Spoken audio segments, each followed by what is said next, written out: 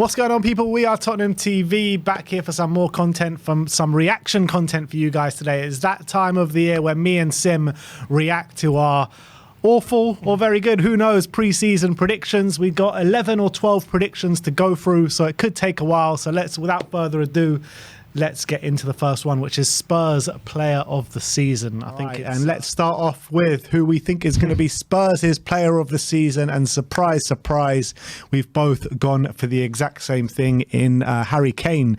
I mean, the way Harry Kane's been looking in pre-season, the way he ended off the season last year, for me, there's only one winner. This guy looks like on a single-handed mission, to get Spurs back to where they belong. So, yeah, I think it's got to be Harry Kane. Yeah, and I think, look, 17 goals last season, and I think it was about 9 or 10 assists as well. That was pretty much all in the second half of the season. You got to remember that as well. Under Mourinho in the 2021 season before, he should have won Player of the Season. I thought he was robbed that season, where he got most goals and most assists. So, and I think under Conte, he's been on another level. He's, as you say, pre-season, I think he knocked in 5 goals in 4 games. I think he's just been exceptional for the last 6 months. I think he's probably been the best player in the Premier League in the last 6 months. So I think there's only one place to look. And if he does that, even if he does it over a whole season, it's not even going to be close. Yeah, exactly. And the first half of last season would have hurt him.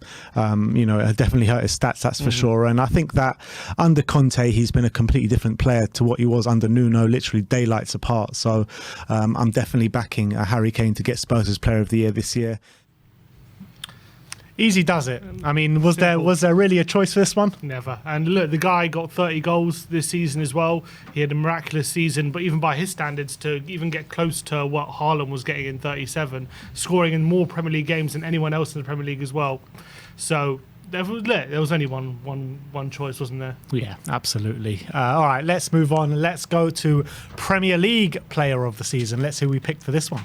About Player of the Season in the Premier League, and I have gone for Kevin De Bruyne. Sim's gone for Harry Kane. I mean, I've gone for Kevin De Bruyne because I think that Man City will win the Premier League this year. Kevin De Bruyne is always an absolute standout performer for them. Everyone knows how good the guy is. I think he's won it twice over the last 3 years as well. Usually Player of the Year does go to a team that does win the Premier League, and with Haaland up front as well, I can just see Kevin De Bruyne just laying it on a plate for him so many times this season. I think he's going to be super influential to Man City once again. I think if we get a top 3 finish and Kane has a season like he did under Mourinho, or like he did last season, but stretch over a whole season, I think it's going to be too difficult to ignore this time around. Especially if he gets, between 20 and 25 league goals, and then he's getting double digits for assists as well, and he drags Tottenham maybe to a trophy. I think that Harry Kane will get what he's duly deserved, which is Premier League Player of the Year, and that's my prediction. I think the way he's looking at the moment is the best I've ever seen him, and I think he's just we know how he's the perfect hybrid of that elite striker and assister, and he's just such a unique talent in the Premier League that if he didn't take 6 months off last season, he might have even done it last season. But I think this season under Conte, I reckon he's gonna win it. Well, I for one hope you're right, because he's definitely has been deserving of Premier League Player of the Season awards before and hasn't got it over the line. But look, let's hope he gets his rewards for his efforts this season, because I do believe he's going to have an absolutely storming season this year. Well, he definitely had a storming season. And if we did finish top 3, maybe he was in the shout. But no, look, we finished 8th. Even if we did finish top 3, I think you can't look. Haaland, I think, won the Premier League Player of the Year. He scored 37 in the end, or 36 or 37. 36, I think 36. It was. Yeah. Ridiculous amount of goals, even 6 more than Kane, who got a really high number in 30. So. If we would have maybe had a better season, maybe he would have actually been with a shout with 30 league goals. But when we finish 8th, I don't think he's ever going to win it. Yeah, my shout, Kevin De Bruyne. I mean, he had a kind of he won it last year, right? But in this season was like a flip reverse in terms of stats, what he got last season. Last year, he got 15 goals and 8 assists. This year, he got 7 goals and 16 assists. I mean, he was just like I said, I mean, pretty much played out to what I said, but it was really easy prediction to make, just laying it on a plate for Haaland all season long. And I think De Bruyne was very, very influential to what City did this season. Well, they both nominated for Player of the Year. I think they're both nominees. But look, Haaland getting 36 goals, it's always going to win it, isn't it? Yeah. Treble winning season. All right, so I mean, not bad predictions so far. Terrible. Spot on in the Spurs ones. PL1, we've kind of had both nominees, but Haaland trumps us on that. Let's have a look at Young Player of the League of the season for the Premier League. Let's move on to the Young Player of the Year in the Premier League. Unfortunately, I've gone for a dirty gooner, and it's going to be Bukayo Saka. I've gone for Young Player of the Year. I think that this Arsenal team have a lot of hype around them at the moment, and I think Saka's probably the best player they've got at the moment. And the way he plays his football, very direct, really good dribbling, really good end product as well. And I believe that Saka will probably be very central to everything Arsenal are going to do this season. And I made their prediction to get into the top 4, but even if they don't get into the top 4 and finish 5th again, and Saka really comes along this season, I think he can get it. I've gone for Michael Olise of Crystal Palace, and I thought last season he really broke into the Crystal Palace side as soon as he started playing. Palace were like a bit like a new team when he was on the pitch, and he was a real breath of fresh air. Obviously, he had injuries and things which were holding him back a bit last season, but I think this guy is a supreme talent. 8 million, I think, is going to be looked at as one of the best buys in recent Premier League history with that price. I really believe in this guy's talent. He's got bags of ability, super quick, super skillful, got a wonder of a left foot as well. I think he's going to be a real star this season, so I've gone for him to get Young Player of the Year, and I just didn't want to pick Saka as well. Yeah, so you actually believe it's going to be Saka, but you just wanted to pick Michael Olise. I think Olise is he'll definitely be nominated. I reckon. Look, I think I completely agree with you. Olise is a very, very good player and a top talent for the future, and I think he can have a strong season this year, but for him to win Young Player of the Year, I don't know, it's a bit of a stretch for me. Why not? Could do. And a stretch it was. And a stretch it was. He did have a good season, to be fair. 11 assists. Same amount of assists as Saka. There you go. And in a worse Palace team as well, who sat their manager halfway through this, or near the end of the season as well. So I think he is a great player. And I think, Palace, I think he suffered a bit with Palace's form suffering, but I think maybe in a couple of years, maybe you'll see shouts for that. Unfortunately, he did miss out on the nominations just about because there were a lot. Odegaard, Martinelli, Saka was one of them. I think Haaland ending up winning it, but shame. Went a bit outside the box, didn't pay off. Yeah, and I think with my predictions, Saka, as much as it pains me to say it, he has been brilliant this season. 14 goals and 11 assists for Arsenal in their bottle job of the season in the second half, in the last 2 months. But look, I think there's a good chance of him winning it, because obviously we don't know who's won it yet. We find out at the end of August, because it's a very strange year. Well, we know the Premier League Young Player of the Year. Who was it? Haaland, yeah. But PFA, sometimes it's different. The PFA one is a bit sometimes different, yeah. So, I mean, the PFA one is the one that everyone really looks out for. So, I mean, there is a chance that Saka does win it, to be fair. So, I think it was a good prediction.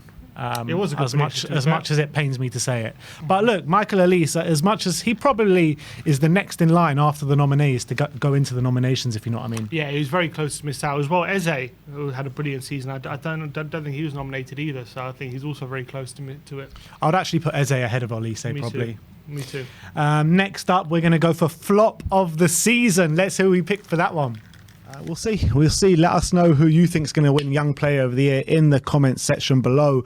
Let's move on to flop of the season. Very interesting picks here.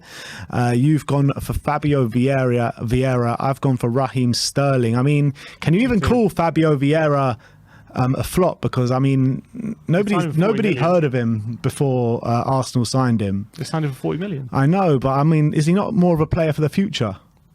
They signed him for 40 million. I know they did, but is he not more if he doesn't perform this season, he could be a flop. Why not? I don't know. It's harsh, that. Why not? You could be a flop if you've signed for big money. Obviously, in the future, he could be very good. But in his first season, we're talking about this next season. We're not talking about in his whole career, are we? So I think next year, I think he's going to struggle early doors. I think by the looks of it, he's very lightweight. They literally signed him based on a very good 6 months he had in Porto. He didn't even do it over the whole season. He really had a breakout last season, and to be fair, they've snapped him up early. But I reckon he could be in for a big. And they signed him for big money. So I think that it's going to take him time to bed in. But I reckon this next season we could be calling him a flop.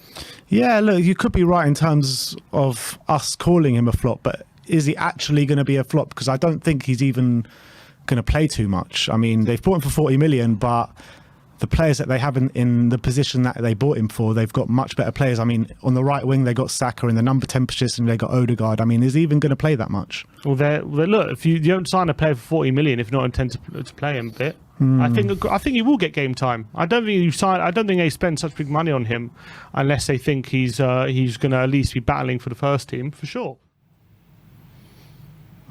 Where's my one? My one wasn't in there, but I picked Raheem Sterling. Let's start off with Fabio Vieira. I mean, I still stand by what I said, to be honest. I don't think he was brought in with the kind of mentality to play him a lot. I thought he was always going to be one for the future.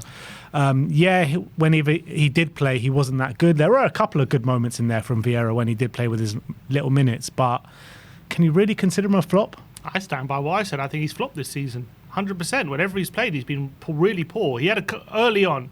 He scored a good goal. I think it was against Brentford, and he looked like he played one good game. But other than that, whenever he has featured, he's been really poor in my opinion. Been a bit of a passenger. I think lightweight is a great word which I use there. Yeah. I think in the Europa League he's had a lot of starts and hasn't really impressed as well in that. And then as well later in the season, I think it was Southampton game he started, and a few other games he started where they were trying to force the issue, and he was just really poor. He was nowhere to be seen. And look, he could come good in the future, but I think this season, considering they signed him 40 million, and whenever he's played, he's been poor. I think he has flopped so far. Like I said before, I think it's harsh to brandish someone a flop when I know it doesn't, irrelevant of the money that you're spending on them. If you're spending that kind of money and you're trying to say he's one for the future and you're not planning to use him that much within the space of a season, it's harsh for me to call him a flop. It's like us calling Nkudu a flop. He doesn't play much, but he was poor when he plays, and then we sell him. Yeah, I think yes, but I think Nkudu as well was brought in to challenge the first team more than maybe a Fabio Vieira was. No, I don't think so. Because they only had one player ahead of him. Same with Vieira. There's Odegaard ahead of him. That's it. That's fair, but I think there is other players there. He's a flop. there. Just admit it. He flopped. He flopped this season. I don't see how any other arguments. Flopped to what though? Like what were people expecting him to do? To actually be good when he plays, and he wasn't. I don't know if anyone expected that. Yeah, of course they were, because he broke onto the scene at Porto last season. Everyone was saying he's this final third machine. He was getting loads of assists, and everyone was saying how good he was, and he was going to be a real good player for Arsenal. And he came in, and he's been really poor whenever he's played, especially in Europa League when he's been given the responsibility to start. And I think he's flopped. Fair enough, but I mean, when I talk about and think about flop, I'm thinking about someone that is coming, with the expectation to do really, really well, and they don't do well, a la Richarlison, 60 million, coming in to really challenge, Harry Kane and Heung-min Son, and you end up getting one Premier League goal throughout the season. I mean, that to me is a flop. Not someone like Fabio Vieira who is coming in as one for the future, but I take your point. Like, he definitely flattered to deceive the moments that he did get on the pitch. But my flop was Raheem Sterling, 6 goals, 3 assists this season. I think I said in that video that I didn't think he would get more than 5 goals, so I think he got 6. 5? Yeah, wow. I think he got 6. So, and 2 of those goals came. I think you might have said 10. Oh, maybe I said 10. Right. Maybe it was 10. So even so, I was right. But I think Sterling has been a flop this season. With the amount of money they spent on him, with the, the fraud that was coming in for him as well. The Chelsea fans were very happy. I think he's been one of the major flops of this season. I agree. He signed for very big money, and considering he was a 20-goal-a-season player at City, and Chelsea thought that's the player they were getting, he's massively flopped, with the caveat of the whole Chelsea team pretty much flopped. So I think you can say every Chelsea player is a flop, which is fair. But I think Sterling 100%, he flopped, and he was really poor. And no managers even, he was dropped from the team for large parts of the season as well. He had a bit of a spell right at the end where he got a couple of goals, but other than that, and that was just in one game. Yeah, it was poor. Yeah, when you just called him a star man for that one game, ridiculous. Come on. But it didn't matter in the end. No. All right, so Sterling and Fabio Vieira, again, 2 good shouts, to be fair, for flop of the season. I think I prefer my one just about in that one. But next up, by the way, who do you think actually was the flop? It's got to be Richarlison, right? 60 million, 1 goal. I mean, as much as I like him, and I do believe he can come good at Tottenham, I can't look past him being flop of the season, to be honest. Yeah. Has to be Richarlison. Yeah. All right, or maybe Mudryk. What about Mudryk? Mudryk, but then he signed in January, so he hasn't had the whole season. But yeah, Mudryk as well, 100 million euros. Massive flop so far. Yeah. All right, let's go and have a look at our surprise of the season. Now let's move on to surprise of the season. And I've gone for Ivan Perisic. Sim's gone for Brennan Johnson. Brennan Johnson is a very good shout, to be honest. I mean, bucket loads of goals and assists in the Championship last season. I think 19 goals or 18 goals or something like that. Ivan Perisic is an interesting one because us within the Spurs fan base, actually, it wouldn't be a surprise. But outside of the Spurs fan base, people are thinking, oh, the guy's 33. Can he hack it in the Premier League? All these question marks over Ivan Perisic at the moment. And I think he's going to surprise a lot of people outside of Tottenham as well. Another one who I was thinking about was Clement Longley. Because as well, a lot of people outside are thinking, oh, this guy flopped at Barcelona. Spurs are a bit of a laughing stock for signing someone like that. But I think as well, Longley is going to surprise a lot of people this season. But I went for Perisic because I think he's going to be a star.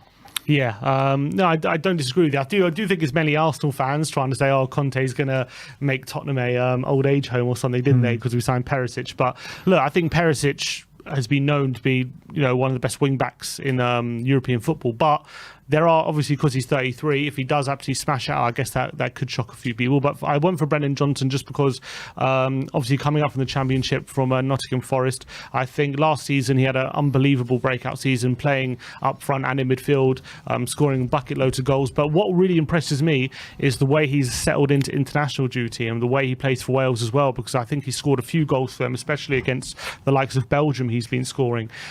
So I think that, and I think as well, I believe in pre-season he's scored a couple. So I think Brennan Johnson could really be a player that's going to have a lot of people talking about next season and a real breakout season in the Premier League. Yeah, look, I agree with you on Brennan Johnson. I think he's a supreme quality. Obviously been linked with Spurs in the past as well. So yeah, I mean, I think both of these two selections are going to be thing is, it's such a strange one with Perisic because it kind of isn't a surprise if he does really well, but like for people, I feel like outside of Tottenham, well, anyway, and maybe just Arsenal fans, but I've heard Chelsea fans saying as well, even though, wanted him. I know, but even though like he was steps away from joining Chelsea, but look, it is what it is. True. I think that if he does smash it out and be a star in the Premier League, it will be a surprise package. Yeah, fair enough. It was a surprise how bad he was. Yeah. maybe you're right there. Especially Clement Longley. Oh dearie me, Clement Longley. I mean, Brennan Johnson, 8 goals, 5 assists. I'm not mad at that. I think he's had a pretty good season. I wouldn't say he's been like a star, but he's been pretty good. He's settled into Premier League life pretty well. I think with Brennan Johnson, he started off quite poorly, didn't he? But I think as the season progressed, he kind of got better and better as the season went on. And I think he was a massive part of why they did beat that drop towards the end of the season. So I think it's a fairly good shout, Brennan Johnson, to be fair. I was actually quite surprised of how good he was. Yeah, I think he's only going to get better. He's still really young as well, still like 20. I think going to be 21 next season. So if he's getting that level of goal contributions now, yeah, I think for another season in the Premier League, I agree. I think he's going to get better and better. But Ivan Perisic, I mean, he didn't do it for me this season. There were games where he looked good, but I think when you're looking at his season on a whole, it wasn't good enough for me. And the things that you really associate Perisic with, attacking the full-back, taking him on, getting good crosses in the box, it was just too few and far between. And I think he got a lot of assists in all competitions, but I think a lot of them came in set pieces, didn't they? And that's where he really earned his money for Spurs, with the set pieces. I mean, apart from that, he did flatter to deceive. Yeah, he was poor. I think 1 goal as well, which was late in the season against Southampton. He did get a lot of goal contributions overall, but and he would argue that's his job, but I just think performance level-wise was nowhere near the level we expected of someone of his kind of quality, and that's probably the reason we're looking at letting him go this summer. So it's probably a bit surprising how bad he's been, I guess. Yeah.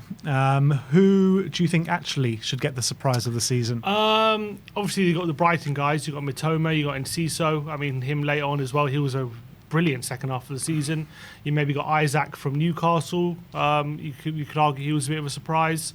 Got to say Eze, yeah, he was a bit of a surprise package, I guess. Eze's been brilliant this season, in my opinion, and I think he should definitely get it. I mean, maybe even someone like Ivan Toney, because no one would have predicted he would have hit 20 goals this season.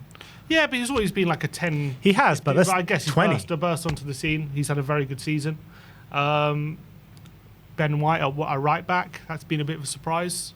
He was being pretty good there. Maybe Emerson Royale. John Stones in centre mid. Stones, yeah. Stones has been brilliant. He's been Stones brilliant. has been brilliant. Akanji, fourth choice centre back at Dortmund, signed for City, and he's been brilliant. What about Nathan Ake? So I think Nathan Ake actually should win it because no one really expected him to be in the City lineup going into this season. They got rid of Cancelo. And Cancelo's been revered as one of the best fullbacks in the Premier League. Pep was just like, see you later. Ake's come in and they haven't missed him whatsoever. And in fact, he's been better. I would give it to Mitoma just because no one knew who he was really beforehand, or knew that he would take to the Premier League so well. And the fact that he's come to the Premier League and just been unbelievable for Brighton, ripping up defenders left, right, and centre, and being able to get goal contributions as well. I'll probably give it to Mitoma as my surprise package. All right, well, let me know your surprise packages in the comment section below. Let's move on and let's talk about Golden Boot. Golden Boot. I think there's only three players to pick from, really. Kane, Haaland, and Salah. I've gone for Harry Kane. Sim's gone for Erling Haaland. Tell me why. Well, despite the fact I've gone for Kane to get the Premier League Player of the Year, I do think Haaland will get the Golden Boot. I see Haaland getting. I think with the way City like to play, he's going to get all these tap-ins. He's going to get so many easy goals on top of the goals that he has to turn and work for and stuff like that. I think early doors, I wouldn't be surprised actually in the first 5-10 games. He doesn't get as many as people think. Maybe he gets 3 or 4 in the first 10. But I reckon there's going to be a moment where he's exploding, and when he explodes, I reckon he's going to be getting regular braces and stuff. If he can do that, I reckon he's going to get the Golden Boot. But I've gone for Kane because I think obviously Kane's going to have the more all-round. You've gone for Haaland. No, I've gone for Kane Player of the Year, sorry, because I think Kane's going to have the more all-round game, which will maybe be more appreciated. But he might finish second to Haaland, in my opinion, the Golden Boot. Yeah, I mean, I had a similar feeling where thinking maybe Haaland will take, a tiny bit of time to get to grips with the Premier League. And that's kind of why I've gone for Kane, because I think Kane is really going to hit the ground running this season. And I think he's going to get quite a few goals early doors and he'll have a bit of a head start on Haaland. But I do think they're going to end up on maybe a similar goal tally around the 25 mark, around there. So it really could be either or, to be honest. And you can't forget Mo Salah as well, because he's going to be there in and around the Golden Boot as well. But it's got to be a shootout between those three players, isn't it? Yeah, I can't. It'll be a massive surprise if it's anyone else. Well, I mean, obviously Son, maybe you could say, is still in the conversation as well. Nunez, if he starts playing regularly, you got to say he might be able to be in the conversation. And then, unfortunately, you might have to put maybe Jesus if Arsenal are really clicking, then he's going to be playing every game. So is he in with a shout potentially? But it'd be a massive surprise if it's someone outside those three. Well, we both said that Haaland is going to take a while to get to grips with things in the Premier League. I mean, didn't he score 3 hat-tricks in his first 5 games? Yeah, it's ridiculous. He scored a brace on his debut. I said once he starts to explode, he's going to win the Golden Boot, and then I didn't predict he would start to explode by week 1. Essentially, I thought it'd be week 10 at least. But he's literally. It's been nothing. He's treated. It's easy in the Bundesliga for him. This Premier League, especially playing for Man City. 36 Premier League goals. I think over 50 overall in all competitions. Incredible numbers. He's been an absolute beast, and he eased to the Golden Ball. Albeit, when you see 36, you might think he's way ahead of the next guy. And Kane did get 30, so not to be sniffed at, but 36 is mega. Yeah, my prediction of them both hitting the 25 mark underplayed it a little bit.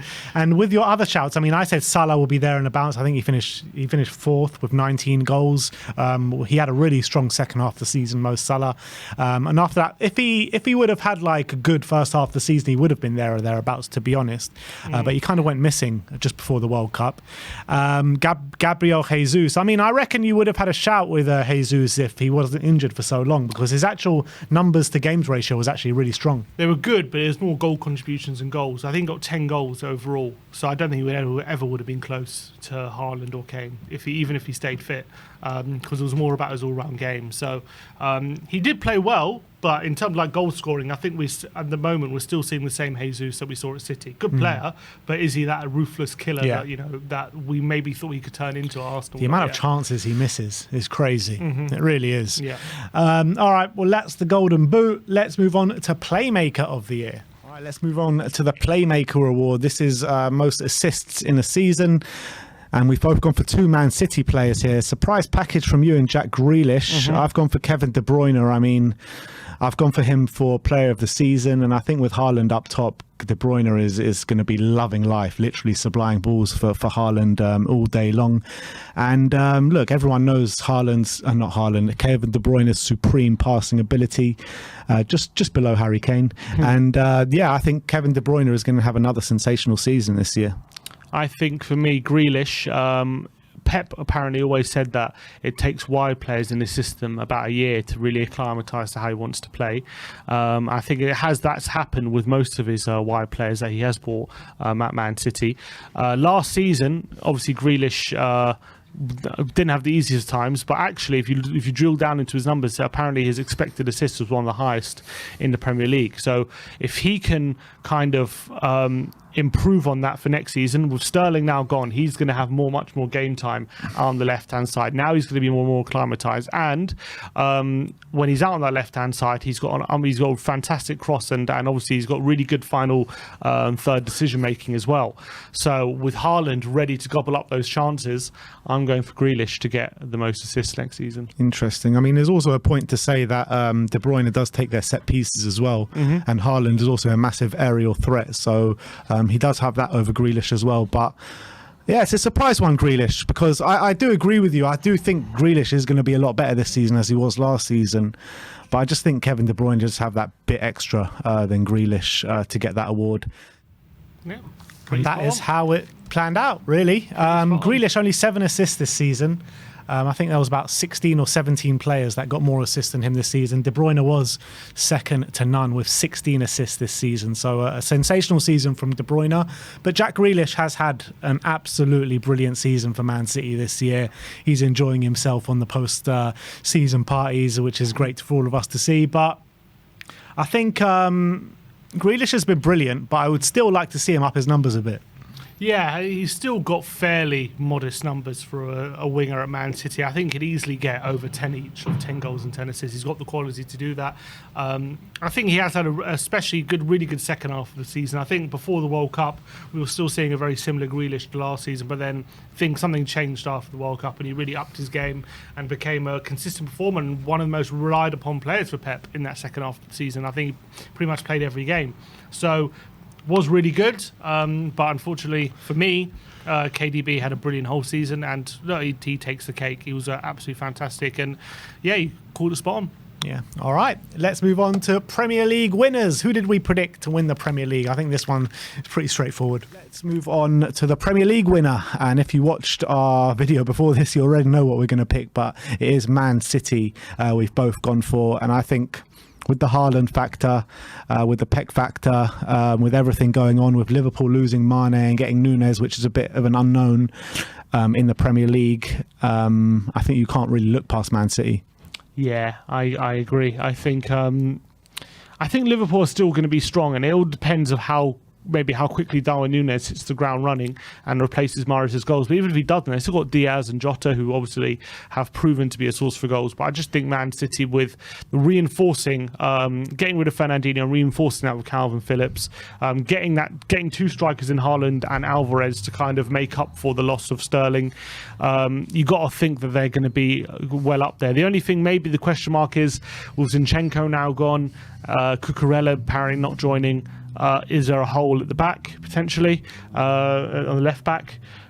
I think they'll get one though. But yeah, you'd have to assume they're going to get a left back before the transfer window closes, and then they've still got Cancelo, they've still got Walker, they've still got a very good back line.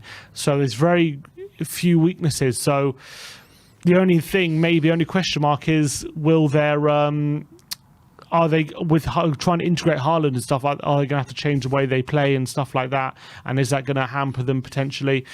With the changes that you're talking about, you're saying that maybe Man City, it could take them a while to get used to a new way of playing, with Liverpool getting rid of Mane, getting in Darwin Núñez. Do you think that the points tally in the Premier League is going to be a bit lower this year to win it? Potentially. I think potentially. I mean, it's tough to say. I reckon at the start of the season, you might see a few results where you're a bit surprised. I reckon there could be surprises in the first few games. But I reckon once we hit, like, after 10 games, it's going to be like... And the season stops. Yeah, true.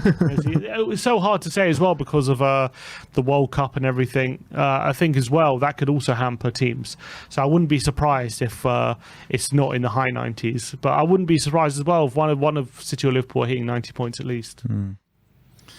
Well, fairly spot on, to be fair. We obviously both picked Man City. Liverpool, we were saying the worries of them with Mane going and Darwin Núñez coming in, a bit of an unsettled team. We saw that. They only started to click later on in the season. Didn't expect them to finish fifth, though. No, obviously. But with Manchester City, we were also saying that it could be a lower points tally, and it was. They were finished on 89 points, which is their lowest, I think, in the last 5 years or something, or 4 years. I think with the one they won it during lockdown, I think they probably got a bit less that season, I would assume. Didn't Liverpool win it during lockdown?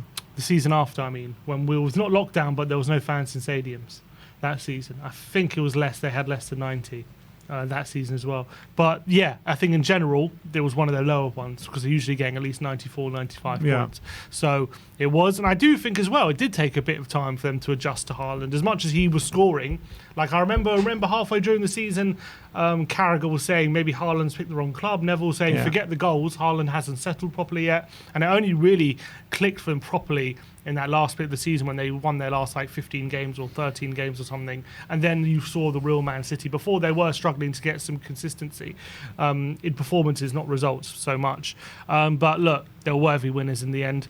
And although neither of us had Arsenal in the title challenge, but they ran them close, but not close enough. All right, let's move on. Let's look at who we picked for the Champions League winners. Let's move on to the Champions League winner, and we've both gone for Tottenham Hotspur. Obviously, I'm joking. We've gone for Man City, both of us, it looks like. And I think in every year I do these predictions, I pick Man City to win the Champions League. And, if I keep doing it, one year it's going to stick. And they've been trying to get the Champions League for so long now. And I think this is the year that they're going to do it with Erling Haaland in the team. I mean, we've spoken about Man City's strengths, and I think the Champions League, they're a good bet for it this year. Yeah, I was just trying to look at other teams and thinking, what other options are there? And it's just Liverpool and them, basically. Yeah, unless we're thinking Barcelona are going to... Because they did, as much as Barcelona have been in financial trouble, they have bought some serious players. So are they going to be a challenger? But I just think if they came up against City, with the fact that City have been together for so long, they would have the edge. Real Madrid, they won it last year. Can they repeat that miracle? I don't think so. And then it's, then you go over to Italy. Juventus a bit all over the place at the moment. Inter Milan, I don't think are going to be serious challengers of Champions League. AC Milan obviously won Serie A, but I don't see them being serious challengers for the Champions League. PSG, maybe with the front line clicking under Gautier as opposed to Pochettino, maybe we could be underestimating what they can do. PSG could be a shout. PSG could be a serious shout this year. But I just think there's only so many. There's only so many times Man City can keep screwing up like they have. It's you amazing. Could say the same for PSG. Yeah, I know, but it's amazing how it happens with Man City. How they're always dominating every time they're in the knockout phase, and they're just somehow goes against them every single time. So I think they'll be kicking themselves. They lost that game to Madrid last time out, and maybe Pep will make sure it doesn't happen again. So I've gone for him. We've gone for Man City. No Real Madrid to do a badness again. Yeah, I mean, look, I kept saying they were going to lose every round, and they kept getting through. So I could be wrong, but I can't. They're a year older, Kroos and Modric. Are they really going to repeat that again? But then again, Tchouaméni now, Camavinga coming through, Benzema if he can continue. Real Madrid got a serious team, so they're really building a serious team again. Madrid, Rudiger at the back as well. Yeah, Rudiger. Although I don't think he's as good in a back two as he is in a back three, but we'll see. Well, spot on in Man City, but some of the shouts from you. Barcelona went out in the group stages. They did. Inter Milan, they can't do anything. They got to the final. They did. I said PSG could do something. I mean, they got battered from Bayern Munich, didn't they? 16, and then Man City just battered Bayern Munich. But look, Man City were the only team this year that really tore everyone apart. And they did it easily. They literally no hiccups at all. Yeah. It was like a easy, it wasn't an easy run, but they made it look easy. Battering Bayern Munich for 4-1 over 2 legs, battering Real Madrid 4-0 at the Etihad. They just literally made it look so easy, and they won 1-0 against Inter Milan. There were some hairy moments, but at the end of the day, like as soon as they got 1-0 up, I guess they did have a few chances into, but like their defense was so solid, Man City, and they really walked to it in the end. Yeah. And it was like there was just basically no screw ups this time round. Absolutely. And finally, we got it spot on. I think, like I said in the video, I pick Man City every year, and I had to stick one year, and this was the year it stuck. So let's move on to the FA Cup winners. Let's see who we picked for this one. Let's move over to the FA Cup winners, and we've finally got a trophy for Spurs. Sim has predicted Spurs to win the FA Cup like 2 years in a row. I think every year I predict Spurs to win the FA. It's got to be right one year, surely. Surely we'll win a trophy at least once. I've predicted Liverpool actually to win the FA Cup again. Back-to-back. Back-to-back FA Cups. And I've gone for Liverpool to finish second, not to win the Premier League or the Champions League, but I do think they're going to win a trophy. So I had to pick them for the FA Cup, really. Fair enough. Look, Cups is luck of the draw, isn't it? You just never know. So there's not much you can really predict when it comes to Cups. But I'm just hoping that Spurs can go have a deep run in the Cups. I know we went out to Borough last season, but Conte for Chelsea had a very good record in the FA Cup. Won it 1 year. Won it his second season and got in the final in his first season. So maybe now with a more settled squad, more depth, maybe he can repeat the trick and get us to a final and maybe a winner. But obviously, look. But I'm just thinking, if we do come up against a City or a Liverpool, we've shown that we can, got good results against them. So maybe that can give us confidence to finally get going in one of the cups. Well, I hope you're right. That's the team we can't come up against. Exactly. You didn't compensate that he was going to be having gallbladder surgery and out for the Sheffield United game. Sheffield United. If we would have beaten Sheffield United, who knows? But we mucked that up. Yeah, and Liverpool as well. Nowhere, not even better. They went out to Brighton in the 4th round. That was right. Yeah, awful predictions all round, to be honest, for the FA Cup. Shame. Man City got the treble. Didn't predict a treble this time. That's the thing, because we both predicted Man City for the Premier League and the Champions League, and we're like, is there going to be a treble? We should have predicted the treble. Missed out on that one. All right, and finally, the last prediction we made was the League Cup, the Carabao Cup. Let's see who we thought was going to win that. This is the League Cup, and I've gone for Spurs to win the League Cup. You've gone for Chelsea to win the League Cup.